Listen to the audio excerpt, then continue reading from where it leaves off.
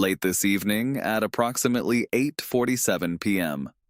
Eastern Standard Time, only hours after sweeping Canadian export restrictions helped trigger a massive $9.2 trillion market collapse, and while the United States Congress was preparing to override President Donald Trump's veto on legislation demanding compliance with Canada's 5 conditions, an extraordinary moment unfolded in international politics. Canada's Prime Minister, Mark Carney, appeared simultaneously on CNN, MSNBC, Fox News, ABC, NBC, CBS, and dozens of global television networks in a special broadcast addressed directly to the American public. The primetime presentation lasted roughly 38 minutes and reached an estimated 127 million viewers in the United States, along with more than 2 billion people around the world. During the broadcast, Carney delivered a structured and carefully organized case accusing President Trump of misleading Americans, breaking his oath of office, ignoring expert guidance, weakening alliances, and pushing the United States toward economic disaster through poor judgment and personal pride. However, the broadcast was far more than a traditional political speech. Carney treated it almost like a live briefing or presentation, showing documents on screen, playing recorded audio, displaying timelines of events, and presenting supporting material as he built his argument step by step. Toward the end of the program, he made an unprecedented move for a foreign leader. Looking directly into the camera, Carney addressed President Trump personally and publicly invited him to join the broadcast immediately to defend his decisions.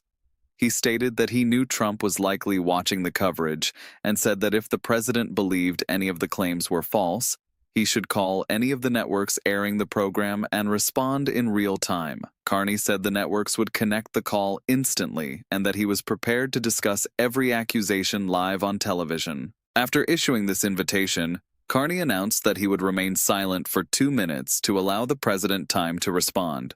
The camera stayed fixed on him as he sat calmly without speaking. Nearly 90 seconds passed without any call or interruption. Trump did not appear on any network, and no immediate reply came from the White House.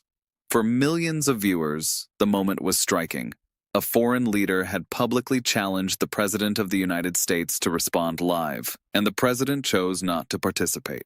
The entire broadcast had been designed carefully from the beginning. Carney appeared seated at a simple desk with the Canadian flag behind him.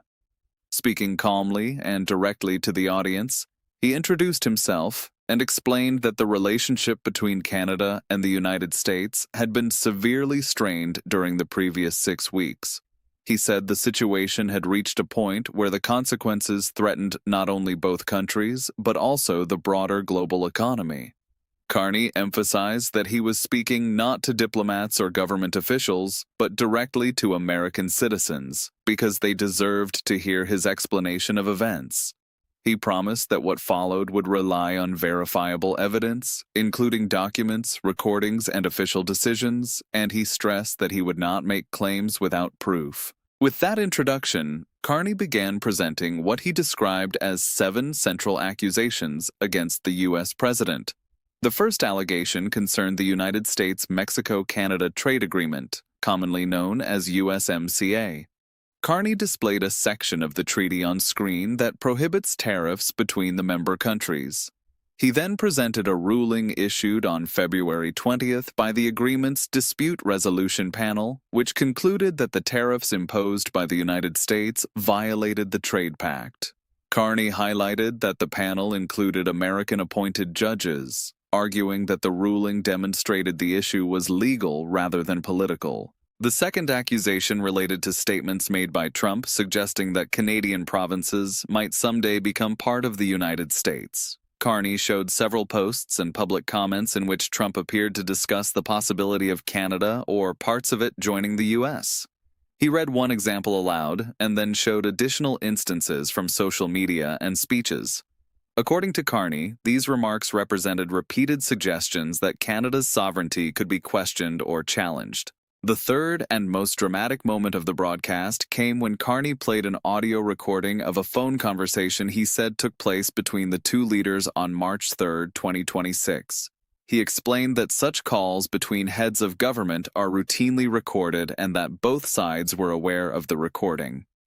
In the clip played for viewers, a voice identified as Trump could be heard threatening severe economic consequences for Canada, including cutting the country off from U.S. markets and discouraging American companies from operating there. After the recording ended, Carney stated that the president had previously claimed the audio was fake or generated using artificial intelligence. To counter that claim, he displayed certifications from 3 independent audio forensics laboratories, which he said verified the recording's authenticity. Carney's fourth allegation focused on advice given to the president by his own national security team. He presented excerpts from a leaked memorandum dated February 3rd that warned confronting Canada under Carney's leadership could lead to serious economic and diplomatic consequences. The memo predicted that Canada might form alliances and respond with powerful economic measures. Carney argued that Trump's advisors had predicted many of the outcomes that later occurred, but that the president chose to proceed anyway. The fifth accusation involved the relationship between the president and the U.S. Congress. Carney showed a timeline of congressional actions, noting that lawmakers had repeatedly attempted to override Trump's veto and compel the administration to meet Canada's demands. According to Carney, these votes represented overwhelming bipartisan majorities.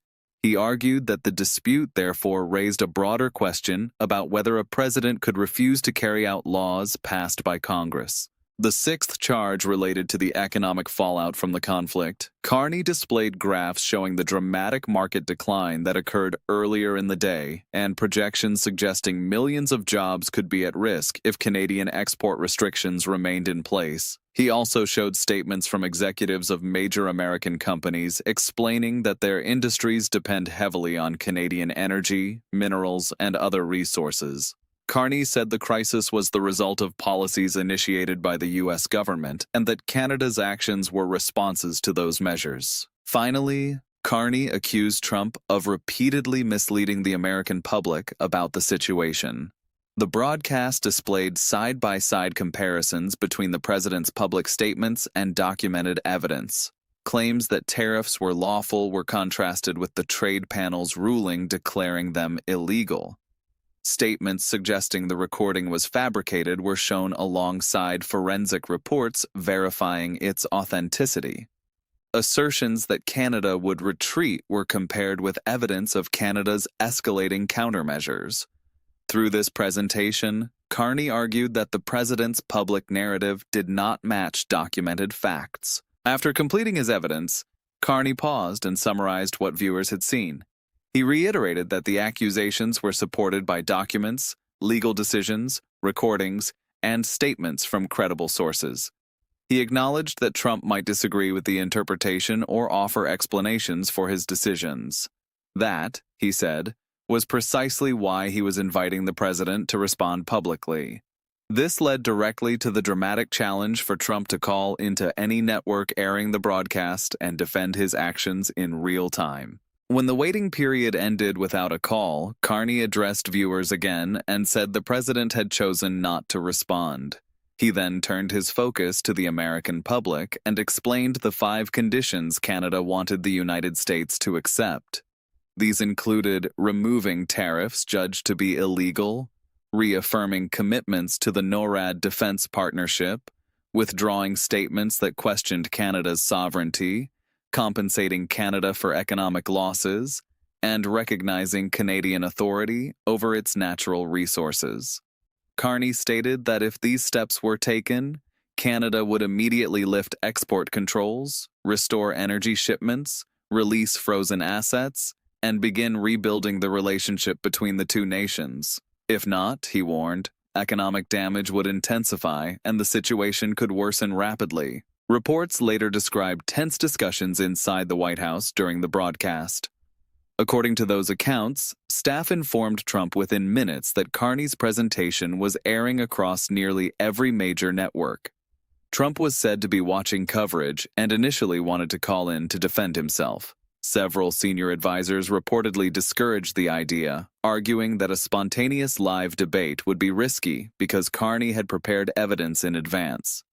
When the recorded phone call was played, Trump allegedly grew angry and again suggested responding immediately. Advisors insisted that engaging during the broadcast would only amplify the controversy. When Carney issued his direct invitation and began waiting for a call, Trump reportedly considered picking up the phone. Sources claim aides intervened, warning that the moment was designed to provoke an unplanned confrontation. After a short argument, Trump ultimately decided not to participate. Soon after the broadcast ended, the White House released a written statement describing Carney's presentation as propaganda filled with misleading claims and saying the president would not respond to theatrical political tactics. The statement affirmed that Trump believed his actions were necessary to defend American interests. It did not address the individual accusations raised during the broadcast. Meanwhile, congressional leaders responded quickly, arguing that the presentation had highlighted the seriousness of the situation.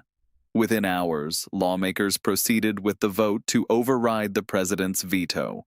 The House approved the override by a large margin, followed shortly afterward by the Senate with overwhelming support. Later that night, Carney issued another statement acknowledging the congressional votes. He said the U.S. legislature had now directed implementation of Canada's conditions and that Canada expected those measures to be carried out by noon the following day. If the requirements were fulfilled, he said, Canada would suspend its export controls and begin restoring normal trade.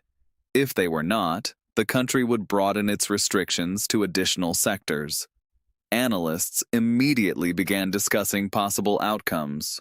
One possibility was that the administration would comply with Congress's directive, ending the economic standoff, but leaving Trump politically weakened. Another scenario involved internal conflict within the U.S. government if Trump refused to act while other officials attempted to enforce the legislation. A third possibility was continued defiance, which could deepen the economic crisis and increase political pressure nationwide. Regardless of what happened next, the broadcast itself had already become a historic moment in modern diplomacy. For nearly 40 minutes, a foreign leader had presented evidence against the President of the United States on live television, issued a direct challenge for him to respond, and waited in silence for an answer that never came. The quiet pause at the end of the broadcast became the most memorable part of the night, symbolizing a dramatic confrontation witnessed by millions around the world.